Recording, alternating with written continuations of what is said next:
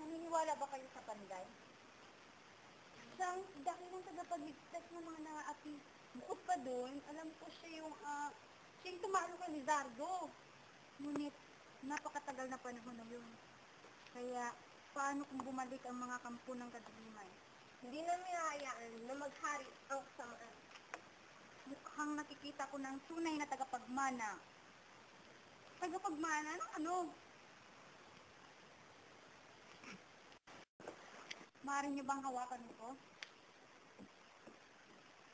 Hindi ko makaalis. Kayo ang napiling sa kapagligtas.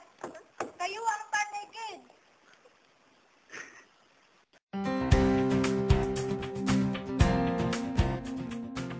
Go. Paano natin bubuhayin ang Panginoong Lizardo? Kailangan natin ng kapangyarihan ng isang inkantada. Si Maria makiling ba ang iyong tinutukoy? Ngunit, paano? Maaari nating buhayin ang katawan ng ating Panginoon, ngunit hindi ang kanyang buong kapangyarihan. Kaya't sa muling pagbilog ng buwan at pagkabuhay ng ating Panginoong Lizardo, kailangan nating dakpin si Maria Makiling. Magandang plano.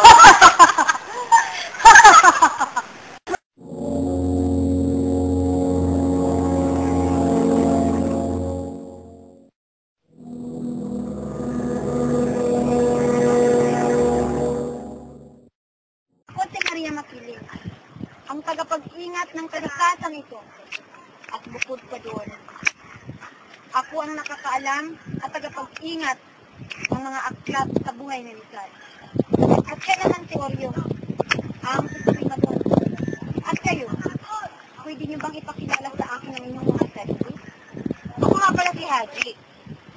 Marunong ako sa paglaro ng chess. At ako naman si Oliver. Doktor ang aking ama. At mahilig rin ng musika. Ako naman si Charlie. Mahilig ako gumawa ng mga tula. At kayong tatlo. Kayo ang napili bilang tagapagmana ng kapangyarihan ng panday. Sa inyo nakasalalay ang buhay ng bawat isa dito sa mundong ito. Kumusta ka na, Maria? Kisiro! Huwag kayong Mamamatay ang mahal niyong si Maria. Ito ang bagay sa inyo! Anong ginagawa sa kanya? Wala ka nang... Saan mo?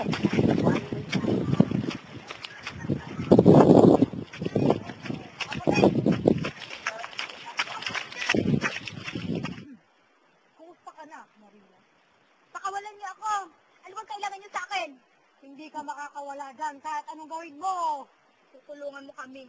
Mabuhay ang aming Panginoong Lizardo. Makakaalis din ako dito. Pakakawalan ako. At sino namang tutulong sa'yo? Maria, Maria, Maria.